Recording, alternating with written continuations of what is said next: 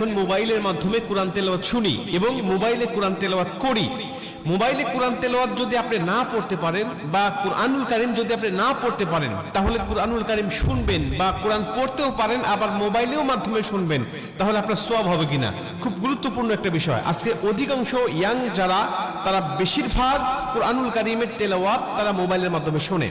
এটা খুবই ভালো বিষয় যে আজকে যুবকেরা গান বাজনা ছেড়ে দিয়ে বিভিন্ন নাটক সিনেমা এগুলো বাদ দিয়ে তারা কুরআনুল কারীমের তেলাওয়াত শুনছে।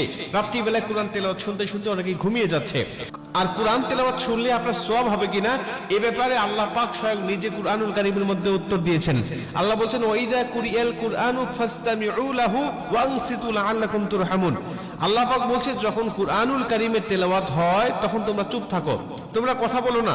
ওয়াইদা কুরিয়াল কুরআনু ফাসতামিউ লাহু ওয়ানসিতু লাআল্লাকুম তুরহামুন, এবং মনোযোগ সহকারে তোমরা শ্রবণ করো, আশা করা যায় যে আল্লাহ পাকের রহমত তোমাদের উপর বর্ষিত হবে। আল্লাহর কোরআন আপনি শুনবেন মোবাইলের মাধ্যমে হোক আর কারো কণ্ঠে হোক আর সামনাসামনি হোক, আপনি যখনই কুরআনুল কারীমের তেলাওয়াত শুনতেছেন তখনই আল্লাহ আপনার উপরে রহমতের বারিধারা বর্ষণ করছেন।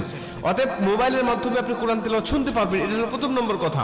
দ্বিতীয় নম্বর কথা, আপনি যদি কুরআনুল কারীমের তেলাওয়াত শুনতে শুনতে ঘুমিয়ে যান বা কুরআনুল কারীমের তেলাওয়াত শুনতে শুনতে আপনি যানবাহন করছেন, চলাচল করছেন, বা কুরআনুল কারীমের তেলাওয়াত আপনি বসে বসে শুনতেছেন, এমন অবস্থায় যদি আপনার মৃত্যু হয়ে যায়, নবীজি বলছেন, আল মাউতু আলা আমালিন সালেহ, যে ব্যক্তি ভালো কাজ করারত অবস্থায় দুনিয়া থেকে বিদায় নিয়ে চলে যায়, আল্লাহ পাক তাকে জান্নাতি মরণ দেয়, জান্নাতি মৃত্যু দেয়। আমাদের মৃত্যু কখন হবে, আমাদের মরণ কখন চলে আসবে আমরা কেউ জানি না। আল্লাহ যদি আমাদের ভালো কাজ করার অবস্থায় মৃত্যু দেয়, অর্থাৎ কুরআনুল কারীমের তেলাওয়াত শোনা অবস্থা আপনার মৃত্যু হয়ে গেছে, অথবা কুরআনুল কারীম তেলাওয়াত শুনে আপনি ঘুমিয়ে গিয়েছেন, ওই ঘুমের ঘরে আপনার মৃত্যু হয়ে গেছে, নবীজি সাল্লাল্লাহু আলাইহি ওয়াসাল্লাম বলছেন যে আল্লাহ পাক তাকে জান্নাতি মরণ দিবে। শুধুমাত্র তাকে সওয়াব নয়, বরং মরণটা জান্নাতি হয়ে যাবে। আর কোনো ব্যক্তি যদি জান্নাতি মরণ পেয়ে যায়, তার কবরে, হাসরে, মিজানে, ফুলচিরাতে কোথাও তার কোনো বাধা নাই, কোথাও তার কোনো টেনশন নাই, সরাসরি আল্লাহর 10টি পৃথিবীর সমান একটি করে জান্নাত তার জন্য অপেক্ষমান। মুসলমান ভাইরা আমার, এজন্য আল্লাহ পাকের কুরআনুল কারীমের তেলাওয়াত আপনি করবেন। যদি কুরআনুল কারীমের তেলাওয়াত করার পাশাপাশি কুরআনুল কারীমের তেলাওয়াত আপনি শুনতে চান, তাহলে অবশ্যই আপনি কুরআনুল কারীমের তেলাওয়াত আপনি শুনতে পারবেন। যদি সামনাসামনি কাউকে না পান কুরআন তেলাওয়াত শোনার জন্য, বা সামনাসামনিও আপনি শোনেন, আবার মোবাইলের মাধ্যমে আপনি শুনতে চান, তাহলে আপনি অবশ্যই শুনতে পাবেন, এতে কোনো সন্দেহ নাই, এতে কোনো সমস্যা নাই। বরং যতক্ষণ আপনি কুরআনুল কারীমের তেলাওয়াত শুনতে থাকবেন, ততক্ষণ পর্যন্ত গুনাহ থেকে বেঁচে থাকতে পারবেন।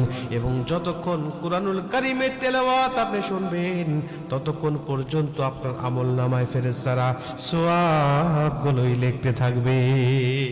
যতক্ষণ আপনি কোরআন তেলাওয়াত শুনবেন, ততক্ষণ গুনাহ থেকেও মুক্ত থাকবেন, আবার ফেরেশতারাও আপনার আমলনামায় সওয়াবগুলো লিখতেই থাকবে। শুধুমাত্র তাই নয়, আল্লাহ পাক বলছে তার উপরে রহমতের বারিধারা বর্ষণ হয়।